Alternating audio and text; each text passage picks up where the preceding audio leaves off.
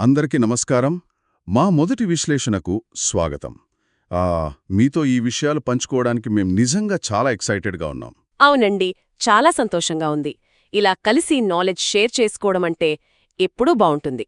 సరే, ఈరోజు మనం దేని గురించి మాట్లాడుకోబోతున్నామంటే, ఇంటి అలంకరణలో చాలామంది మనకు తెలియకుండానే చేసే కొన్ని కామన్ మిస్టేక్స్ అన్నమాట. గోల్ ఏంటంటే, ఈ పొరపాట్లు ఏంటి, వాటిని ఎలా సరిదిద్దుకోవాలి, మన ఇంటిని ఇంకా అందంగా హాయిగా ఎలా మార్చుకోవచ్చో చూడ్డం. కరెక్ట్. ఇల్లు అంటే ఏదో వస్తువులు పెట్టేయడం కాదు కదా, అది మన లైఫ్ స్టైల్ని చూపించాలి. నిజమే, అదొక ఆర్ట్, అలాగే అవసరం కూడా. సరే, ఇక మొదటి పాయింట్కొద్దాం. మాకు దొరికిన సమాచారంలో మళ్ళీ కనబడిన విషయం వస్తువుల లుక్స్కి ఇచ్చే ఇంపార్టెన్స్ వాటి వాడకకివ్వకపోవడం. అంటే చూడ్డానికి భలే ఉంది కదా అని కొనేయడం. ఇది చాలా ఇంపార్టెంట్ పాయింట్ అండి. ఫర్ ఎగ్జాంపుల్, కొన్ని మ్యాగజీన్లలో, ఆన్లైన్లో తెల్లటి వెల్వెట్ సోఫాలు కనిపిస్తాయి. అబ్బా, ఎంత బాగుంటాయో అది. అవును, చాలా రిచ్గా, అట్రాక్టివ్గా ఉంటాయి. కానీ ప్రాక్టికల్గా ఆలోచిస్తే, ఇంట్లో చిన్న పిల్లలున్నారు లేదా పెట్స్ ఉన్నాయనుకోండి, అంతే సంగతులు. ఆ సోఫా పరిస్థితి ఏంటి? చిన్న మరక పడినా తీయడం, దాన్ని రోజూ నీటుగా ఉంచడం చాలా పెద్ద టాస్క్ అది. నిజమే, ఫోటోల్లో బాగుంటుంది గాని వాడాలంటే కష్టం. అందుకే ఒక వస్తువు ఎంత అందంగా ఉందో చూడటంతో పాటు అది మన డైలీ లైఫ్కి ఎంత సెట్ అవుతుంది, ఎంత ప్రాక్టికల్ అనేది కూడా ఆలోచించాలి. బ్యాలెన్స్ ముఖ్యమన్నమాట. అందం, వాడుక రెండూ. కరెక్ట్. ఇక ఈ ప్రాక్టికాలిటీ విషయమే ఇంకో కామన్ మిస్టేక్ దగ్గర కూడా కనిపిస్తుంది. అదే స్పేస్ ప్లానింగ్ సరిగా లేకపోవడం. అవును. చిన్న రూమ్స్లో మరీ పెద్ద ఫర్నిచర్ పెట్టేయడం, లేదా దారికే అడ్డంగా సామాన్లు పెట్టడం, నడవడానికి కూడా. దీనివల్ల ఏమవుతుందంటే, రూమ్ ఉన్నదానికంటే చాలా చిన్నగా, క్లటర్డ్గా కనిపిస్తుంది. ఇరుగ్గా ఉంటుంది. అవును, ఫ్రీగా తిరగడానికి కూడా ఉండదు. ఇది మనకు తెలియకుండానే ఒక రకమైన ఇబ్బందిని కలిగిస్తుంది. అందుకే ఫర్నిచర్ కొనే ముందే కొలతలు తీసుకోవాలా? ఖచ్చితంగా రూమ్ కొలతలు తీసుకోవడం, ఏది ఎక్కడ పెడితే బాగుంటుందని ముందే ఒక రఫ్ ప్లాన్ వేసుకోవడం చాలా హెల్ప్ అవుతుంది. టైము, మనీ రెండూ సేవ్ అవుతాయి. రూమ్ ఇరుగ్గా అనిపించడమే కాదు, కొన్నిసార్లు లైటింగ్ సరిగా లేకపోయినా మూడిపోతుంది గదా. మీరు పంపిన ఆర్టికల్స్లో కూడా లైటింగ్ గురించి చెప్పారు. ఎస్, లైటింగ్ని చాలామంది పెద్దగా పట్టించుకోరు. కానీ ఇంటి అట్మాస్ఫియర్ మార్చడంలో అది చాలా కీ రోల్ ప్లే చేస్తుంది. మీరు చెప్పినట్టు చాలా ఇళ్లల్లో ఒకటే ఓవర్హెడ్ లైట్ ఉంటుంది. అవును, ఒకటి మధ్యలో ఉంటుందంతే. దానివల్ల వెలుతురంతా ఒకేలా ఉండదు. కొన్ని చోట్ల బ్రైట్గా, కొన్ని చోట్ల డల్గా ఉంటుంది. మంచి రిజల్ట్స్ రావాలంటే డిఫరెంట్ టైప్స్ ఆఫ్ లైట్స్ వాడాలి. అంటే ఎలా? అంటే రూమ్ మొత్తానికి వెలుతురు ఇచ్చేది యాంబియంట్ లైటింగ్, తర్వాత చదువుకునే చోట, కిచెన్లో వంట చేసే చోట, ఇలా పర్టిక్యులర్ పనుల కోసం టాస్క్ లైటింగ్. ఓకే.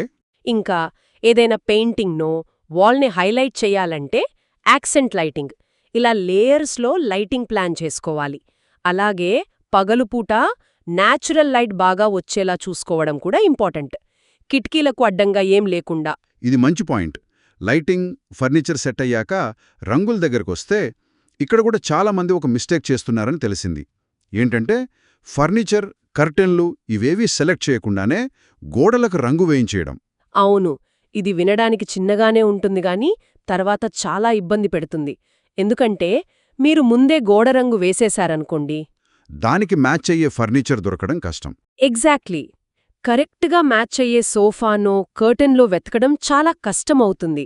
కొన్నిసార్లు మనకు బాగా నచ్చిన ఫర్నిచర్ ఆ గోడరంగుతో అస్సలు సెట్ అవ్వకపోవచ్చు.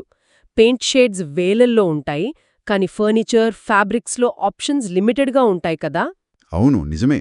కాబట్టి స్మార్ట్ వే ఏంటంటే, ముందు ఇంట్లో కావలసిన మెయిన్ ఐటమ్స్, సోఫా, కర్టెన్లు, రగ్గులు లాంటివి సెలెక్ట్ చేసుకుని వాటి కలర్స్కి, డిజైన్స్కి మ్యాచ్ అయ్యేలా వాల్ పెయింట్ని ఎంచుకోవడం బెస్ట్. ఇది చాలా ప్రాక్టికల్ సలహా. ఇక చివరిగా, ఈ రోజుల్లో మనం ఆన్లైన్లో, ముఖ్యంగా పింట్రెస్ట్ లాంటి వాటిల్లో భలే ఇళ్ల ఫోటోలు చూస్తున్నాం. వాటిని అప్పుడే కాపీ కొట్టేయాలని ట్రై చేయడం, ఇది కూడా ఒక పొరపాటేనా? నిజమేనండి. పింట్రెస్ట్, ఇన్స్టాగ్రామ్ లాంటివి ఇన్స్పిరేషన్కి చాలా మంచి సోర్సెస్, డౌటే లేదు. కొత్త ఐడియాలు వస్తాయి. అవును. కానీ అక్కడ చూసింది చూసినట్టు మన ఇంట్లో పెట్టేస్తే అసల్కే ఎసరొస్తుంది. ఎందుకంటే ప్రతి ఇల్లు వేరు, మన లైఫ్ స్టైల్ వేరు. ఆ ఫోటోలో బాగుంది కదా అని తెచ్చిపెడితే అది మన స్పేస్కి, మన అవసరాలకు సూట్ అవ్వకపోవచ్చు. కరెక్ట్. అన్నిటికన్నా ముఖ్యంగా అలా కాపీ చేస్తే ఇంటికి ఒక యునీక్నెస్, ఒక పర్సనాలిటీ అనేది ఉండదు. ఇల్లు అంటే మన టేస్ట్ని, మన ఇష్టాలని, మన జర్నీని రిఫ్లెక్ట్ చేయాలి కదా. అవును, మనదైన స్టైల్ ఉండాలి. మన దగ్గర ఉన్న పాత వస్తువులు, మనకు నచ్చిన ఆర్ట్ వర్క్, లోకల్ హ్యాండీక్రాఫ్ట్స్, ఇలాంటి వాటితో ఇంటికి మన టచ్ ఇవ్వాలి.